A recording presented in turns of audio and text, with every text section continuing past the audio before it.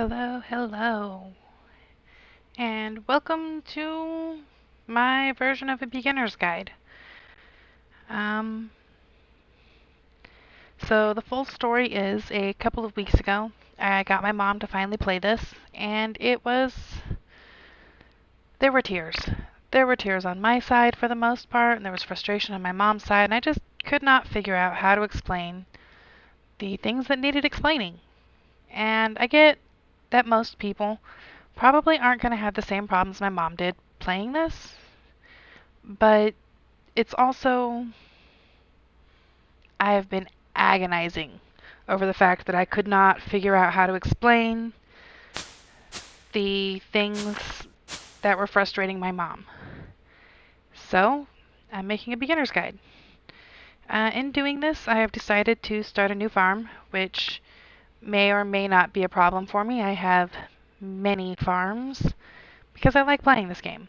A lot. I've got a few thousand hours, or I've got over 1,000 hours into it, not a few thousand hours, but exaggeration, yay.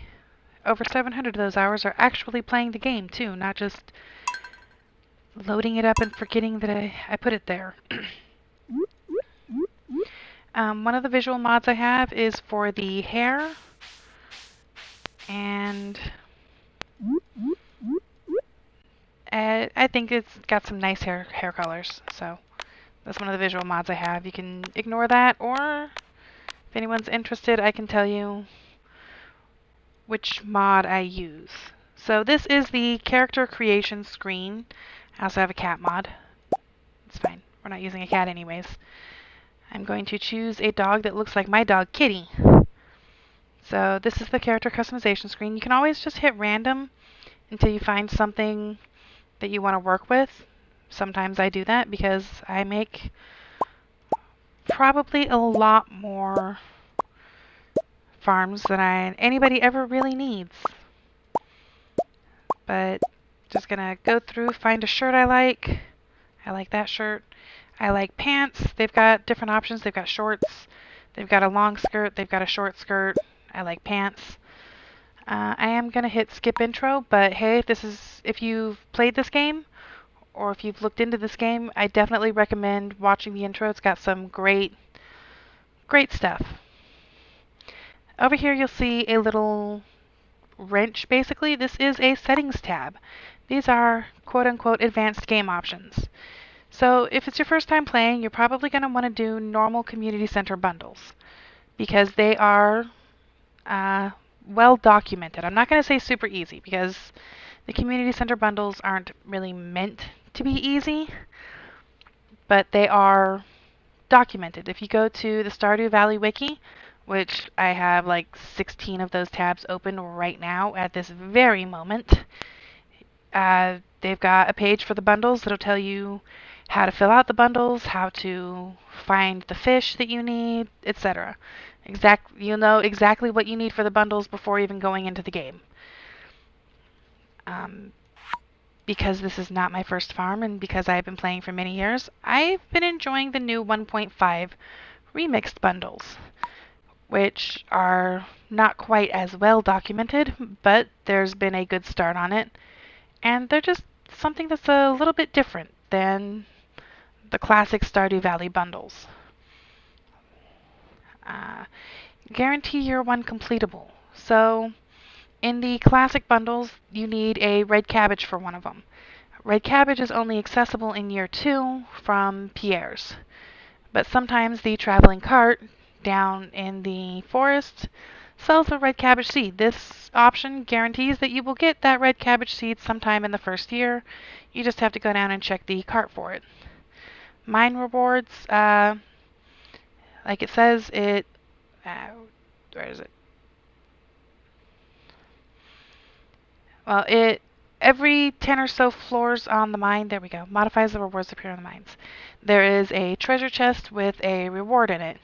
Usually that reward is a piece of armor or a new weapon or a ring. And the armor is boots. It's always boots or shoes because those are our armors. The rings, they do a lot of stuff, and the weapons, Well, you can get some okay ones. Again, I'm going to choose the remixed because I, I don't really pay much attention to what I get from the mines, but it's always fun to see new stuff. Spawn monsters on the farm. This used to be the only farm that would default spawn monsters was the wilderness farm. No big deal. The monsters are actually not that hard to beat, especially in the beginning. You just use your scythe on them, and eventually they die. Now, granted, it takes a lot because the scythe doesn't do much damage, but hey, I'm not going to turn this on right now. The profit margin is for more advanced players if you want to only make 75% of the profit or 50 or something, or if you have multiple players playing on one thing. If you have multiplayer enabled, that can help balance things better or give you more of a challenge in the game. We're going to be ignoring that because I like normal, I like chill. We are not doing multiplayer, but if you want to set up a multiplayer game, you come in here, choose the number of starting cabins, and you have extra cabins on your farm. You can also choose whether they are nearby to the main farmhouse or on separate parts of the farm. So, fun stuff. And I honestly am not sure exactly what random seed does, but I assume it has something to do with figuring out when you get like lucky days and things. Okay, so I've got my character here set up. I have to choose a name for him now. And I'm going to give him my name, Sage. And if you press certain keys, one, it makes nifty little noises, and it adds little emojis. Let's see if I remember this correctly. Nope, that's not the one I wanted. Yep, there it is.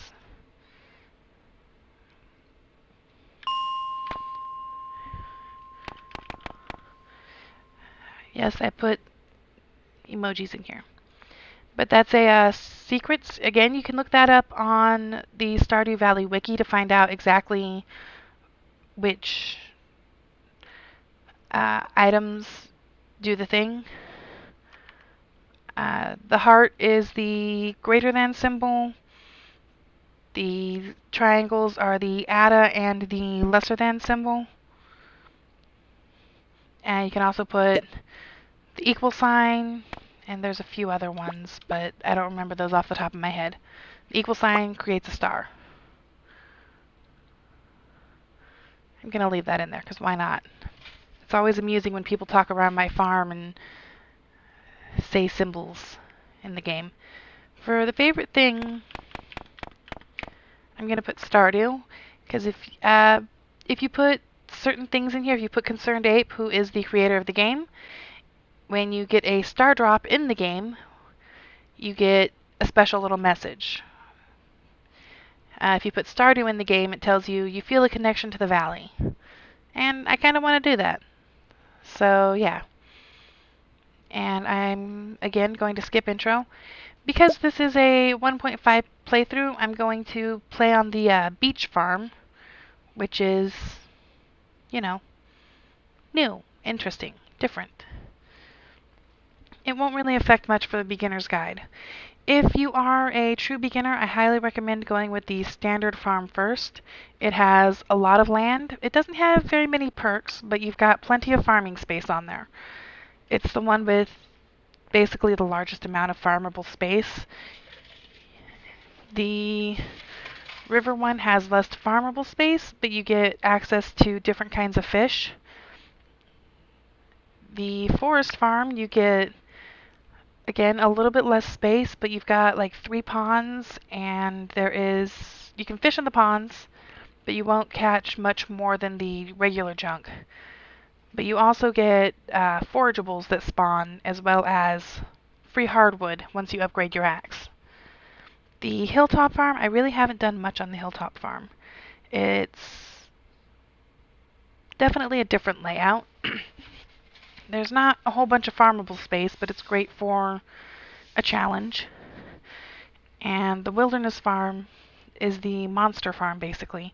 It used to be it was the only one with the monsters turned on by default. Later on, towards the end game, there is a place where you can turn monsters on and off. Uh, I rarely see the point of turning them on, but I am doing a playthrough on the Wilderness Farm with the monsters turned on just to see, is this actually challenging? And the answer is yes. It is a little bit challenging, especially when you're trying to farm at night. I try to do other things in the valley instead of farming at night on that farm. Four Corners. I haven't really played very much with the Four Corners, but it's got some of the perks from the first four farms, from the Standard Farm, the Riverland, the Forest Farm, and the Hilltop Farm.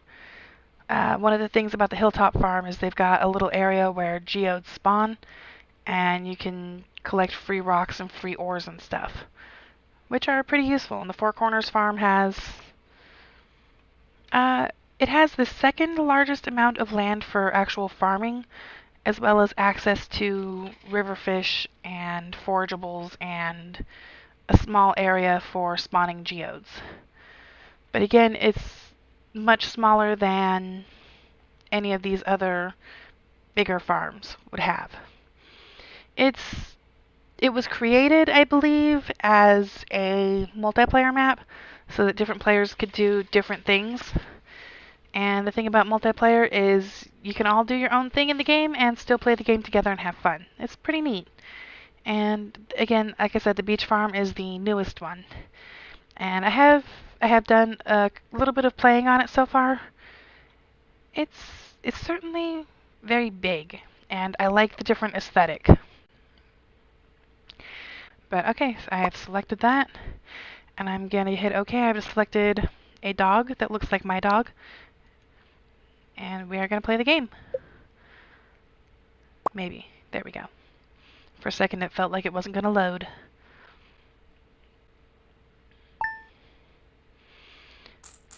Okay, so the first thing that happens when you come in is you wake up at 6 a.m.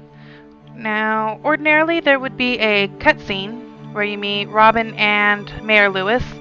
Over here it tells you how to move. WASD. 1 second, please. I cannot hear myself think because the music is a little bit too loud with headphones. And ironically, this segues into the next thing. Okay. Look, you can adjust the sound bars by going over to Options.